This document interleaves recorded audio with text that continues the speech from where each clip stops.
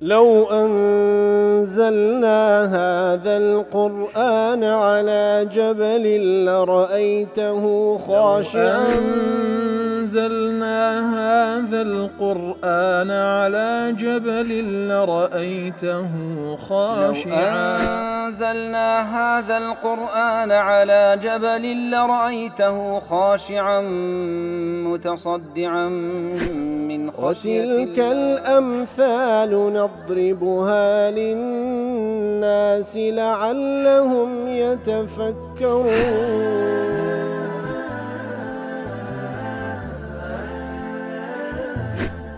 الحمد لله والصلاة والسلام على رسول الله وعلى آله وصحبه ومن والاه. السلام عليكم ورحمة الله. بەڕێزان خۆشحاڵم لەوانەی 638 لەوانەکانی تەفسیری قورئانی پیرۆز بێمەوە خزمەتتان بەستی ڕەزامەندی رب العالمین و هیوادارم ئێوەی ئازیز سوودی لێ وەربگرن. أعوذ بالله من الشيطان الرجيم بسم الله الرحمن الرحيم وأقسموا بالله جهد أيمانهم لئن جاءتهم آية ليؤمنن بها قل إنما الآيات عند الله وما يشعركم أنها إذا جاءت لا يؤمنون. والله خۆشەویستان رب العالمين دەفەرمی وأقسموا بالله جهد أيمانهم واتەکەسانێکی بێباوەڕ سوێن دەخۆن بەو پەڕی سوێن خواردن لئن جاءتهم آية ئەگەر ئاەت و بەڵگەیەک بێ لەسەر ڕاست و دروستی پێغەمبەرایەتی محەممەد المصطفى صلى الله عليه وسلم ليؤمنن بها بەتەئکید ئەوان ئیمانی پێدەینن. قل پێیان بڵێ إنما الآيات عند الله پێیان بڵێ ناردنی ئايات و معجزات لەلای رب العالمين کاری من نییە. وما يشعركم أنها إذا جاءت لا يؤمن ئەنگۆ چوزانن ئەگەر ئەو ئاتانی ئەوانی اقتراح دەکەن بیهینین ئەوان ئیمان ناینن. بەڵێ بە کورتی ئەوە مانای ئاتەکە لە تەفسیری سعدی دەڵێ واتە موشریکەکان سوێن دەخۆن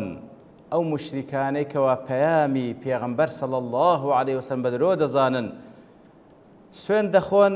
بالله جهد ئەیمان سوێن بەذاتی ئەڵڵا دەخۆن جهد ئەیمانهم ئەی قەسەمەن ئیجتەهەدوا فیه وەئەکەدوو واتە بەذاتی ئەڵڵا سوێن دەخۆن بەو پەڕی بەهێزی سوێن خواردن و بە مؤەکەدی سوێندی پێدەخۆن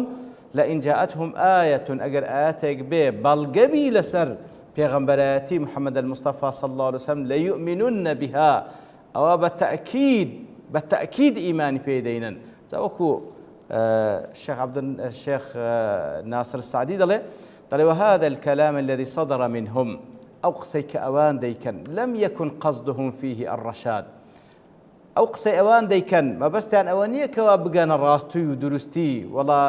ئاەت ئەگەر بێمە ئیمان پێدەین وإنما قصدهم دفع الاعتراض عنهم مەبەستیان ئەوەیە کەوا ئەوان لۆمەیان لێ نەکرێ لۆ ئیمان ناین کاکە وەڵا دەڵێن لەبەرەوەی معجزات نییە ورد ما جاء به الرسول قطعا ئەوان مەبەستیان ئەوەیە بە تەواوەتی هەموو شتێکی پێغەمبەر صلی الله عليه وسلم رد بکەنەوە. فإن الله أيد رسوله صلى الله عليه وسلم بالآيات البينات والأدلة الواضحات. الله سبحانه وتعالى بێگومان تأييدی پێغەمبەرەکەی کردێ صلى الله عليه وسلم بە چەندین بەڵگەی ڕۆشن بە چەندین بەڵگەی زۆر واضح کەوا هیچ مەجالی ئینکارکردنی تێدا نیە التي عند الالتفات لها لا تبقى أدنى شبهة ولا إشكال في صحة ما جاء به. كواتا رب العالمين أو هەندە بەڵگەی ڕەوانەکردیە لەسەر ئەوەی کەوا پێغەمبەر صلى الله عليه وسلم پێغەمبەری خوایە ئەو کەلامەش کەلامی رب العالمین چەندین بەڵگەی لەسەر چەندین معجزاتی ناردیە کە هیچ مەجالی ئەوەی تێدان ئەگەر کەسێک بیری لێ بکاتەوە شەک و گومان لە پێغەمبەرایەتی محەممەد المصطفى هەبی صلى الله عليه وسلم. ڕەوزەکو دەرێ فطلبهم بعد ذلك للآيات بەڵام لە دوایەوەش ئەوان هێشتا داوای معجزات دەکەن من باب التعنت کەواتە مەبەستیان وێ مقابلەکەی بەحساب بێختا موقفێکی عنەت و مەشەقەت الذي لا يلزم إجابته كواتە شتێکی وا داوا دەکەن کەوا مقابل ملزم نییە وەڵامیان بداتەوە بل قد يكون المنع من إجابتهم أصلح لهم بەڵکو ئەسڵەن وەڵام نەدانەوەی اقتراحەکەی ئەوان لە ئەسڵەوە چاکترە لۆوانیش چاکترە لۆ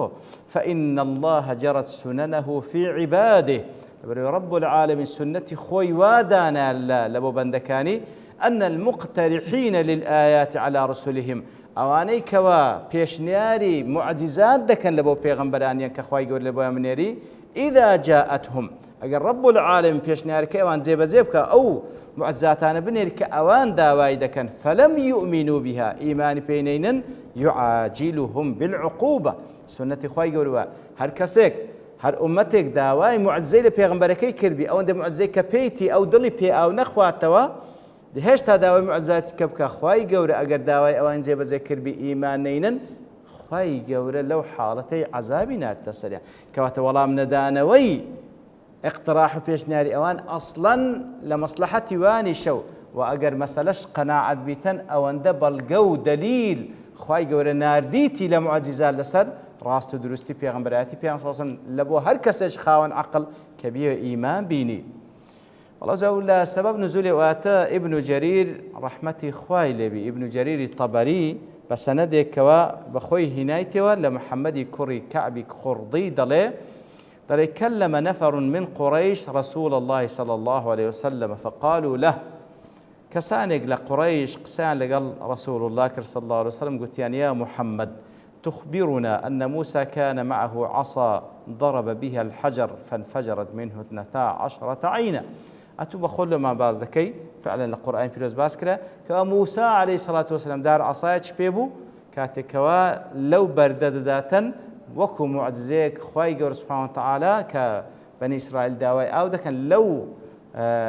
بردي كوا دار عصاكي موسى دقاتي عليه الصلاة والسلام دوازدة تساوغا آوي لي هالدقولي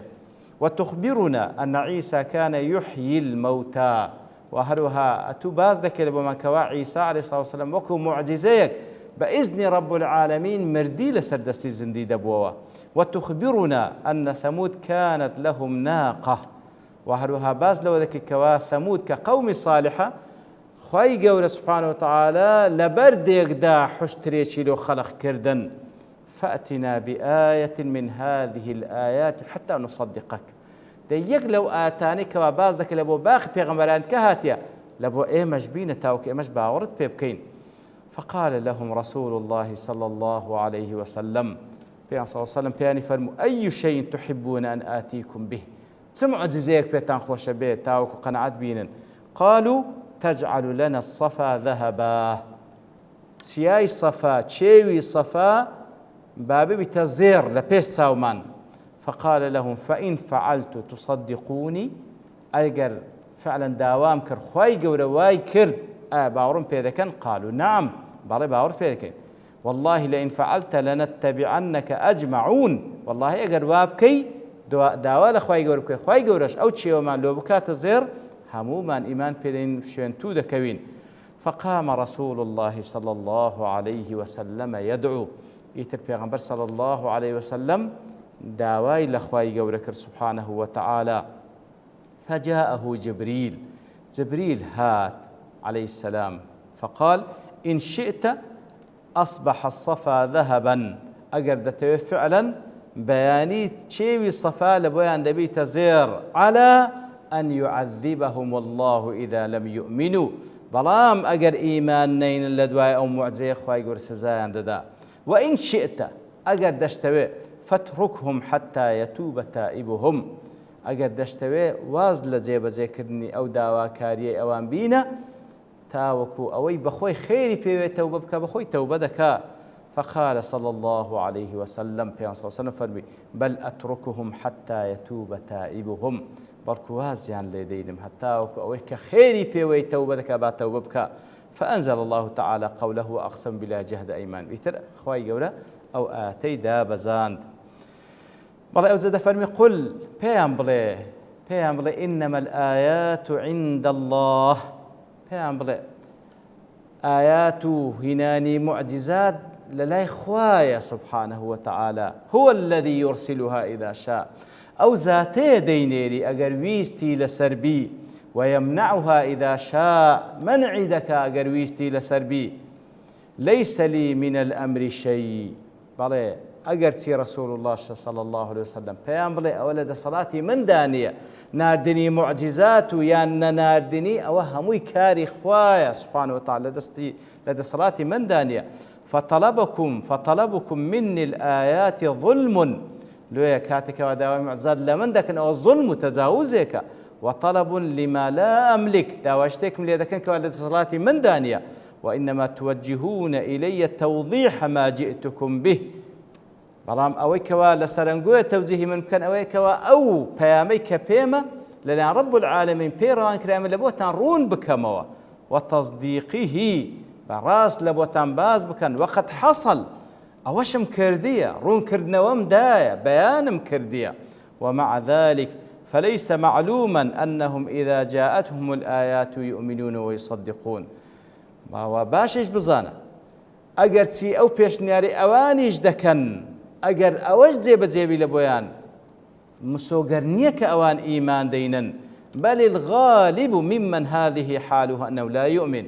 بلكو غالبا أو كواب خوي داواي معجزات بك أجر معجزات يشبه هر إيمان نايني لو يخوي يقول فرمي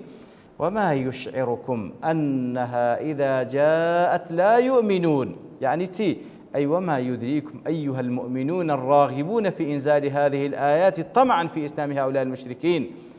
أنقول توزانا أو إيمان داراني كوا رغبتيان لي أو اقتراح بيشناري كافر كان خواي يقول له أن زيب بلكو أوانيش دليان بوي خوش بك أو مشركان إيمان بينا دلي أنقول توزانا أي إيمان دارين أقر سي بيشتان خوشة زيب بيشناري وانتاوك إيمان بينا أنها إذا جاءت لا يؤمنون إيمان ناينا، أي إذا جاءت هذه الآيات أو آتانش به أو معجزاتانش زيبي فأنا أعلم أنهم لا يؤمنون. رب العالمين آقادارا أجر أو آت معجزاتانش به أوان هر إيمان ناينا وأنتم لا تعلمون ذلك. بلام أنقو حق تنازان غيبتان لي ديارنيا داهاتتان لي ديارنيا لوي ولذلك توقعتم إيمانهم لوي أنقو توقع لك إيمان بين بلام خواد زاني بەجێبوونی پێشنیارەکەی ئەوانی شو هاتنی ئەو معجزاتان ئەوانش داوا دەکەن ئەوان هەر ئیمان ناینن. فالخطاب هذا للمؤمنين كواتا خطابك وما يشعركم أنها إذا جاء لا يؤمنون لبو إيمان دارانا. والاستفهام في معنى النفي كواتا استفهامك بمعنى نفي دي وهو إخبار عنهم بعدم العلم وليس للإنكار عليهم. كواتا أوان هر إيمان ناينن بزانن أجر تي داواي معجزات دكان زيبوني معجزات أوان هر إيمان ناينن. أي إنكم أيها المؤمنون ليس عندكم شيء من أسباب الشعور بهذا الأمر وما يشعركم لشعور هذا الشعور وكو زانان دلين أدنى مراتب الإدراك كو كسيك دست لبرتسي بدي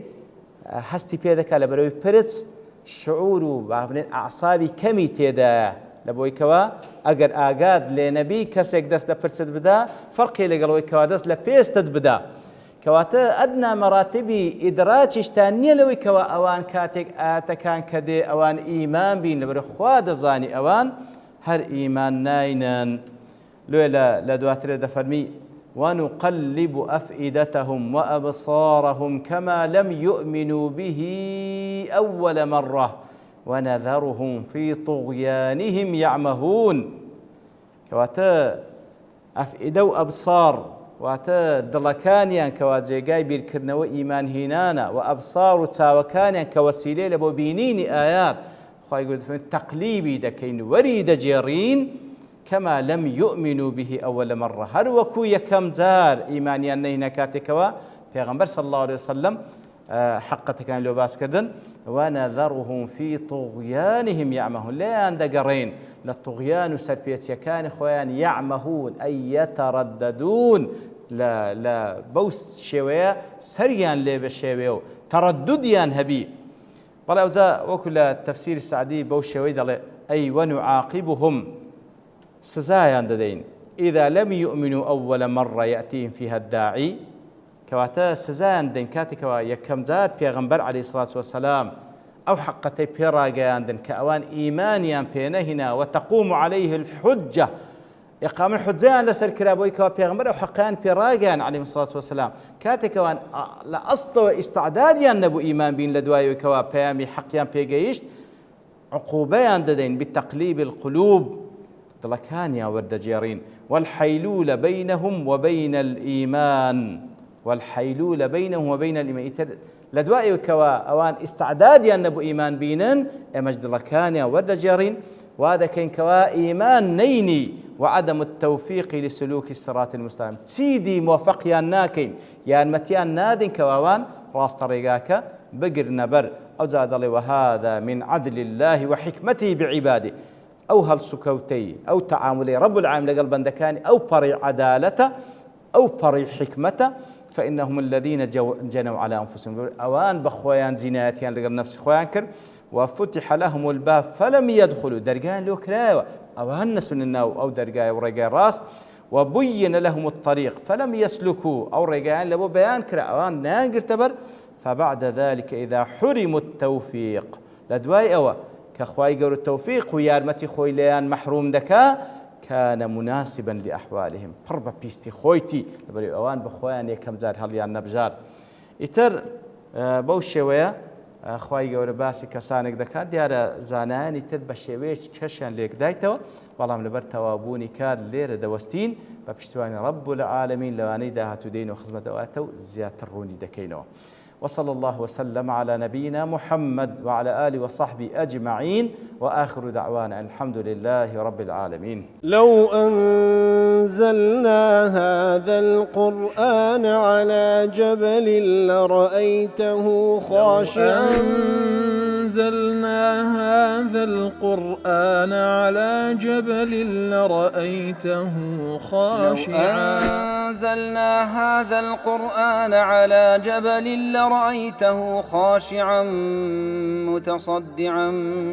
من خشية وتلك الأمثال نضربها للناس لعلهم يتفكرون